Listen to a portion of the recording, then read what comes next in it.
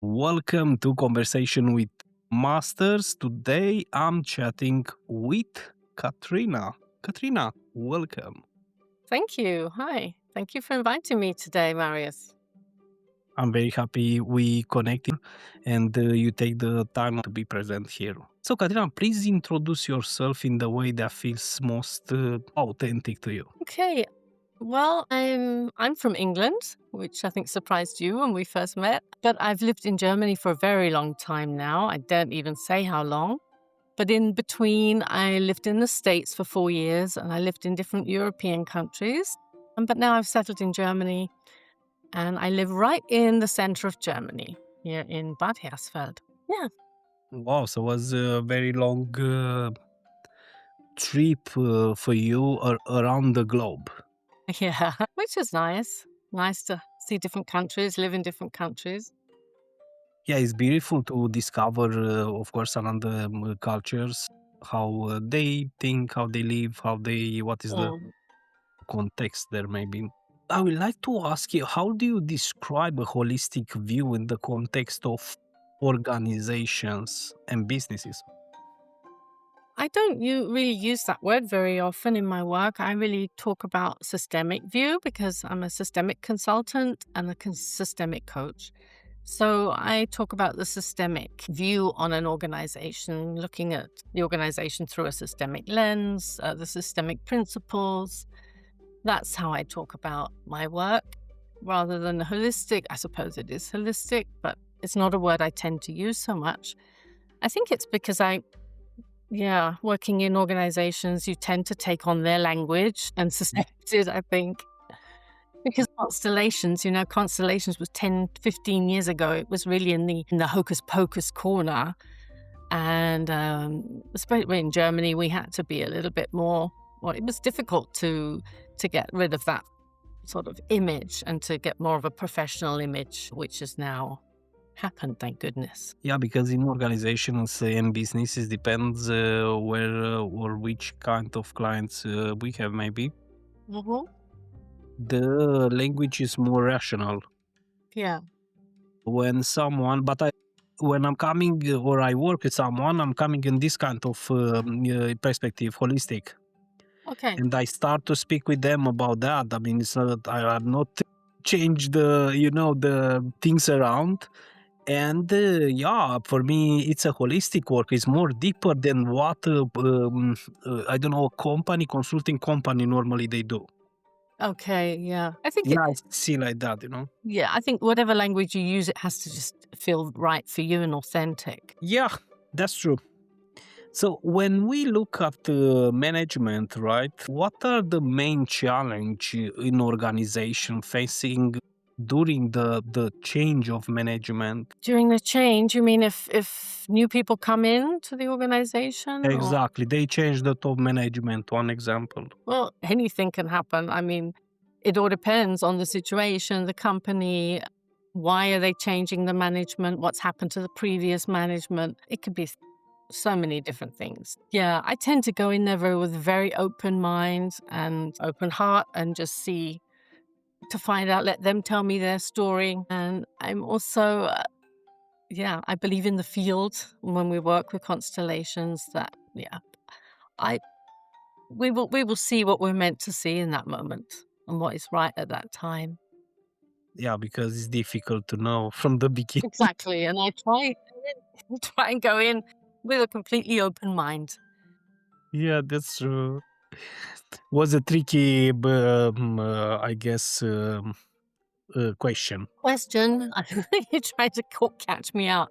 No, that's why I love this work and that's what I teach in my work when I'm teaching constellation facilitators, that when you've learned the method, it's really, it's like easy, because if you trust the field and you trust what's going to happen, then you can really just relax and you're just there to hold the space and to make sure that the people feel comfortable and safe. So you don't come with the answers. I trust completely in my clients that they have the answers. They know what they need.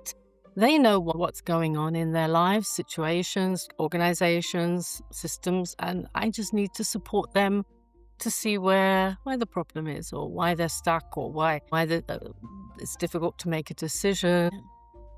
Yeah. You mentioned you are the founder to Infosyo, so of course you make Yeah. trainings, right? Trainings and workshops, I guess, or Yeah, yeah. Um, that's two different things, Marius, really. I'm not the founder of Infosyon. I'm the president, the chair of Infosyon. It's the International Forum for System Constellations in Organizations. It's a worldwide organization. We have members in over 24 countries.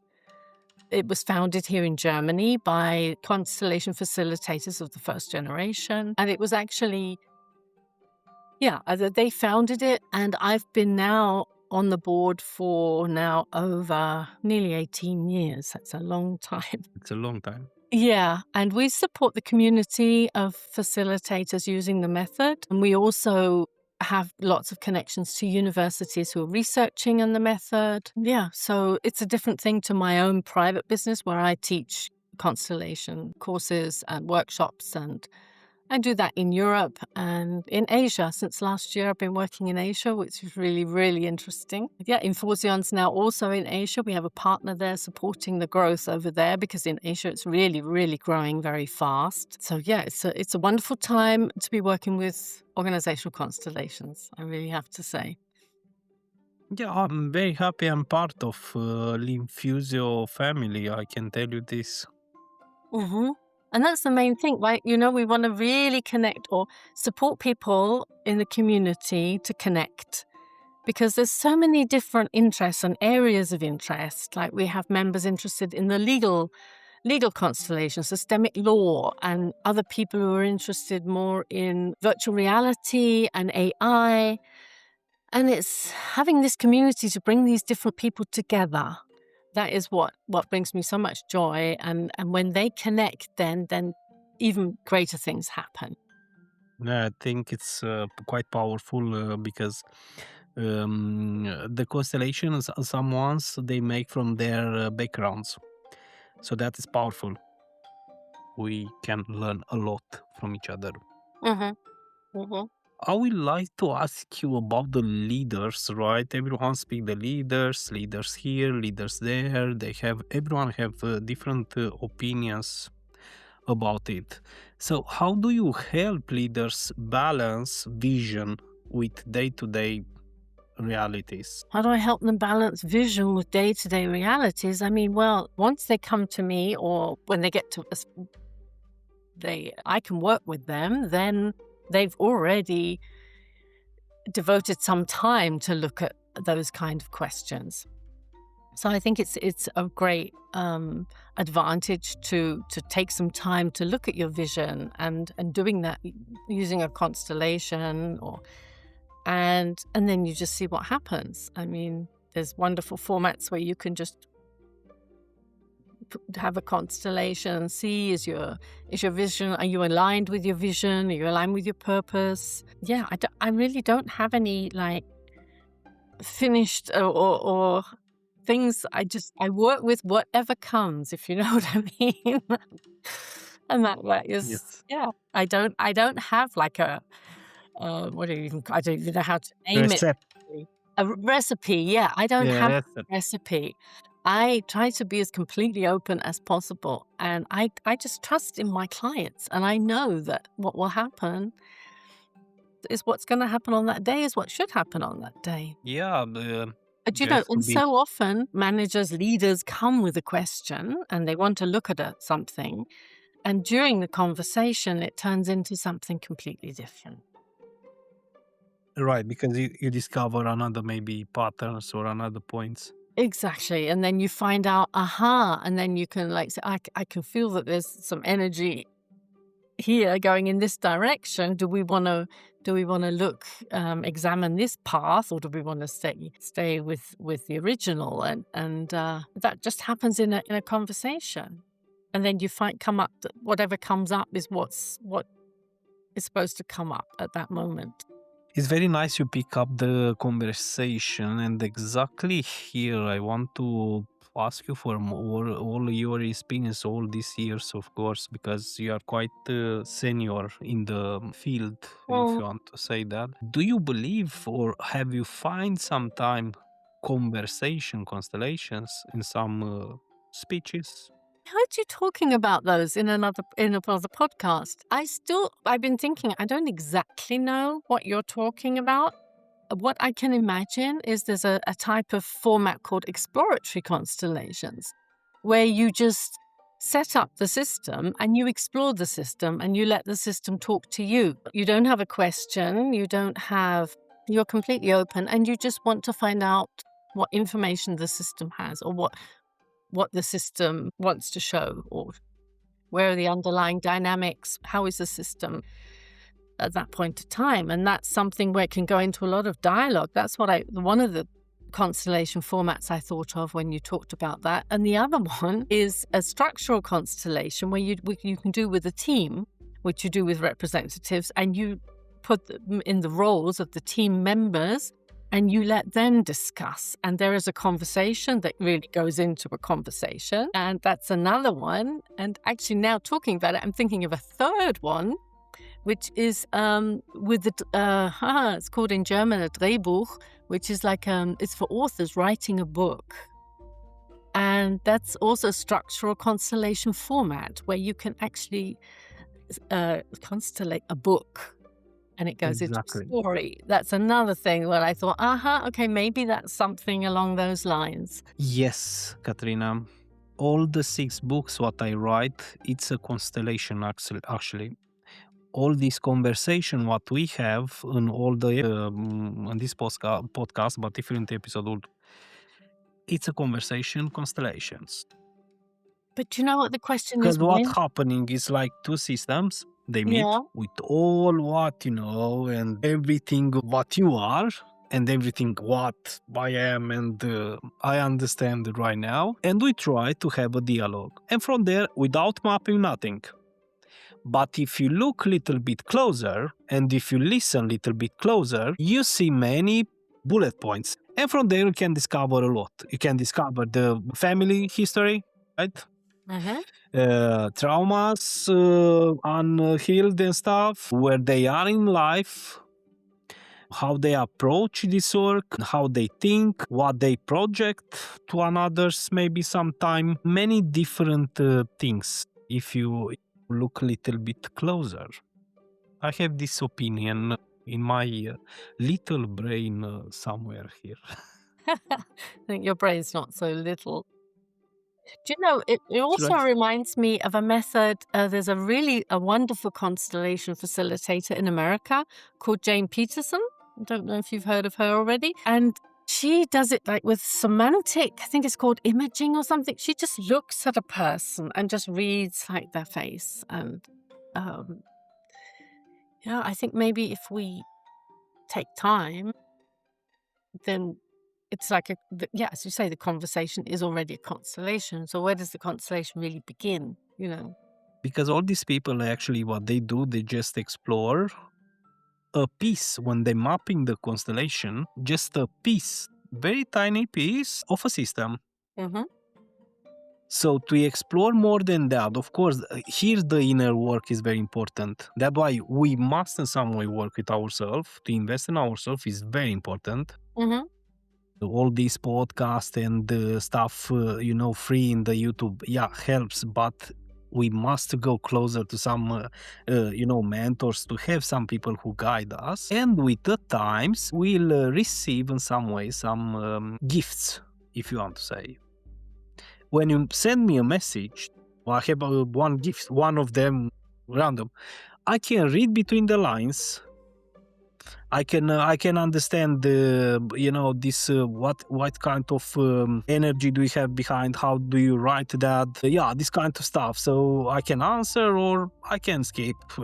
Depends. It's funny because I thought you were like spamming me on the email box. I thought because you get so many weird emails these days that sometimes you just don't know what's a real email and what isn't. Right. I'm so pleased that we did get together in the end. Yeah, no, it's you receive from Riverside. Riverside, it's a big platform where we enjoy this podcast. So the invitation, it's quite, professional, I guess. Wow, many insights with you, Katrina. Systemic constellation in organizations. I want to explore with you a little bit more, and I hope I can learn something new from you. How do systemic constellations reveals hidden dynamics in company? It's really easy because that's what it does all the time. I mean, as soon as you set up Constellation, you see the dynamics. There's no easy, you can't hide them. Usually immediately very clear. Yeah, it's just how you work with that information, or how, you know, makes me think of, I mean, very often we do hidden or blind constellations where the representatives don't know. And then that always surprises the client very much, because you can see the dynamics, and you can, and often the representatives speak like the actual people. And even though they don't know who they're representing, they're just A or B or C, they have no information. And then it's always very, very surprising at what dynamics are then in the room, are shown. Okay, maybe some of us who listen this podcast, we understand this kind of terms. Maybe we learn in some way and grow in this field. But we have many listeners, Mm-hmm. they don't understand maybe. So um, it's quite interesting to explain, Yeah, like it this is. they understand too something. I promote a lot this work.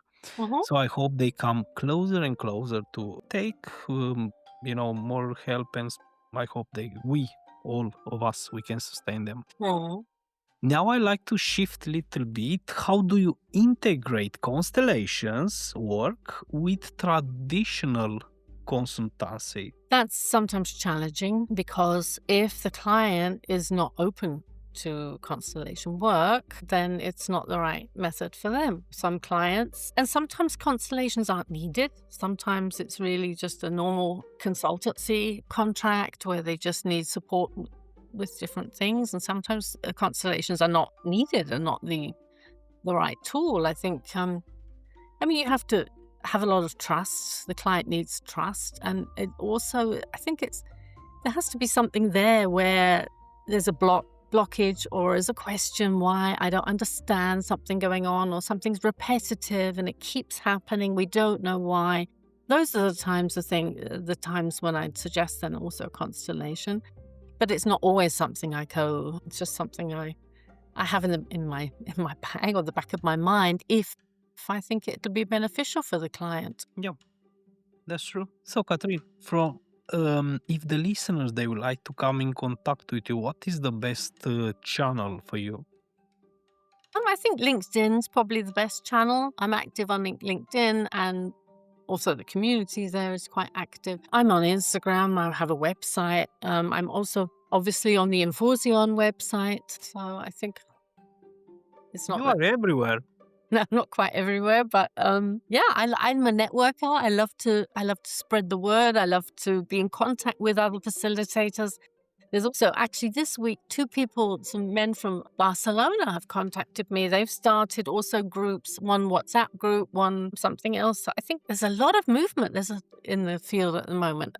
I think that's great. I think that's really, really a great step forward for us as facilitators and colleagues, and then also supporting also one another in integrating it more and more in our consultancy work and coaching work.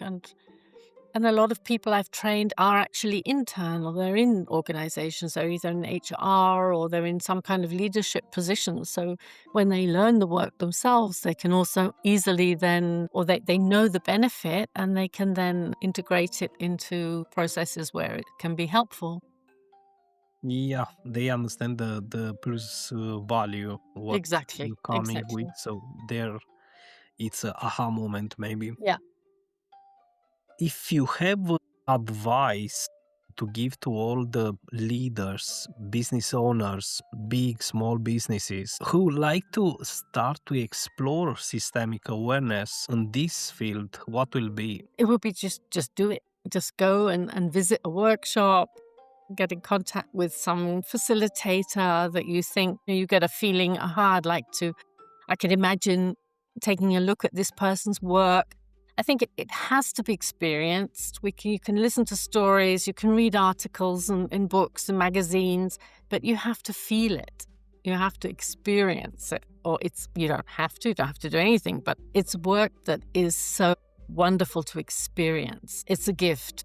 It's just an absolute gift. I mean, in the workshops, and I'm sure all of my colleagues can say that within a very short time, the group energy and atmosphere is just always amazing. And just to experience that, whether you want to have something constellated yourself, or you want to be a representative, or you just want to find out more about the work, I would just say, just try it out. But you know what, Marius? I think it takes courage. It takes courage because you see things that you might not be ready to see. And maybe that's why some people are not ready to find out more about the work, because things are not hidden. So, but if it's right, you'll find your way to some workshop facilitator or conference, and if you get the interest and your interest is awoken, then it'll be a natural process and it will happen. Yeah, usually I'll make it very simple. Contact me. I don't know. Okay, you're a salesman. Yeah, just contact me and I will show you. It's no problem. Yeah, but yeah. Okay, contact me. Yeah, very simple, Very simple. because otherwise it's like I feel sometimes, no, yeah, it's like I must to convince them. So I don't do that. Oh, no, It's no, like, no, hey, I no, can show no. you. Contact me. I can show you. It's no problem. Yeah, that's brilliant. That's brilliant. Yes. Yeah, you So can't convince anybody. No. no, of course, because sometimes the people they don't maybe resonate to each other. With some people, maybe we can make a click directly, 1 second, and it seems in this what I say always: people buy people, Mm-hmm. and the services attach it Mm-hmm. too. If you have some services, we speak about this, Yeah. you know, constellation, organization constellations, system thinking, and all this consultant. It's like a consultant, right? Like a coach. But the people, they like people first. Yeah. So if they click with you, okay, maybe from there you start, a relationship, Mm-hmm. and it seems we live this kind of time period. Now I like Mm-hmm. to understand your vision a little bit more. How do you see the future of systemic coaching and businesses evolving? I think it is involving. Well, if I can only speak for my own work, but I'm now working more with organizational consultants and management or leaders, who want to learn the method, who want to find out much more than just having a constellation, but they're coming to workshops, and which didn't happen before. It seems to be a new a trend, and people are learning it in smaller, it's like just for how they could use it for their job. So I teach sort of different small formats that they can go away and use immediately in their day-to-day work. And then if this is a work that they feel really comfortable with and they see the benefits, then they can go on to further training. But I think the future is more hands-on. How can I use this? How can it benefit me? And the other trend I can see is that it's more and more used in universities, in lectures, and teaching the young people. And when they go away, when they get their jobs, they will already know about this work. And so it'll automatically, naturally evolve and spread, when they see the benefits. So I think it's, this wasn't happening 10 years ago. So I see the trend, it really is growing at the moment. And as I mentioned Asia before, they are very keen. They really want to learn, and they are extremely professional and immediately take off and start workshops and start their practice groups and carrying on after their training. And I think there's a real momentum that's happening at the moment, and it's exciting. It's a big momentum. Contact me again. Of course, I'm joking. I like Yeah, to yeah. have fun always when I work. So it's very nice you pick up the young generation, and I ask always another colleagues, another people what I coming in contact to, and I like to understand how it's looking there in Deutschland, in Germany. Mhm. This approach, what is the action you have done or your colleagues to attract more the younger generation? Well, I can just speak again for the experience at the universities. There are numerous universities that have it integrated now or into different courses. So they're actually learning with constellations. So they'll be doing a constellation, like an experimental constellation where they set up an organization, they look at profit and maybe sustainability and how do these elements affect the organization. So they're already experiencing the method. So the one area. And I think the workshops are not so, the age group is a little bit older, especially the age groups I have, because I have more sort of people higher in management and higher up in or further along in their career. I think that's a shame. It will be good. But I've heard a colleague of mine actually gives special offers for younger people. So they don't have to pay the high price or the prices of the workshops. They get special offers. I think that's one way of supporting the next generation. Yeah, those are two things that I can think of. But if you come into it, we're having a conference in September, and that'll be at the University of Bremen in Germany. And there will be a lot of young people, a lot of students. I think they're especially interested in the areas of AI and constellation work or virtual reality. There's research projects, and I was involved in one of the doctor projects on a doctor thesis with also the University of Wittenherdecke, and we all had the virtual reality glasses on, and we did constellations in VR, in virtual reality, with Wow. a panel of people watching us and evaluating the client. And yeah, it's part of this big research project. And yeah, I find that very, very fascinating. And that is the young generation. Okay, so universities, Mm-hmm. and I know about that in Finland too. Some years ago, I meet that too. So here in North Europa, it's quite. I love Germany. Germany always they have this approach. That's why it's one of my favorite country. I say one of my because there are many very Yeah. interesting, and they have different interesting approach. And yeah, artificial intelligence, all this VR and IE and stuff, yeah, will be a nice, interesting challenge for everyone. But it will be very easy in the same way to, I don't know, imagine maybe to have a constellation far away from your client in the VR set. That will be nice. I mean, it already works very well online. I work a lot online. I mean, we know now these tools work very, very well. But that's the next step, isn't it? With the glasses and being an avatar. But this is all things that are actually in the research projects at the moment. And how is it affecting? What are there's I'm also writing a book or editing a book at the moment. And one of the chapters is it's going to be a book where there's 30 constellation facilitators contributing to this book. And one of the chapters is also on the virtual reality of how that affects us when have our avatar and we can look at ourselves. It's exciting, it's interesting. I mean, it's not for everybody. Well, I don't want it to replace completely meeting up and having a classic constellation, but it's exciting because different things are there. We're becoming aware of different things. Yeah. Wow. Maybe you can come to the conference in September, Marius. In Deutschland, In Dutch. absolutely. Absolutely. I will be there. Good. That would be very nice. Yeah, it will be fantastic, I guess so. Now, in the final, I would like to ask you if you have a message for the world. What will be? No, Marius, I haven't got a message for the world. I'm sorry. Because we're all so very different. And we're all on our paths and journeys. And we're all or some of us are on slightly different paths and journeys. And that I'd really trust that everybody's, well, yeah, they just trust their own journey. So I don't like to tell people. I support people and on their way, on their journey, but that's question's too big for me, especially in the world as it is today, Yeah. But I trust in everyone that they have their path and the path is right for them. And the world, things are not happening to us, they're happening for us. And that will be my message. So it's a good message.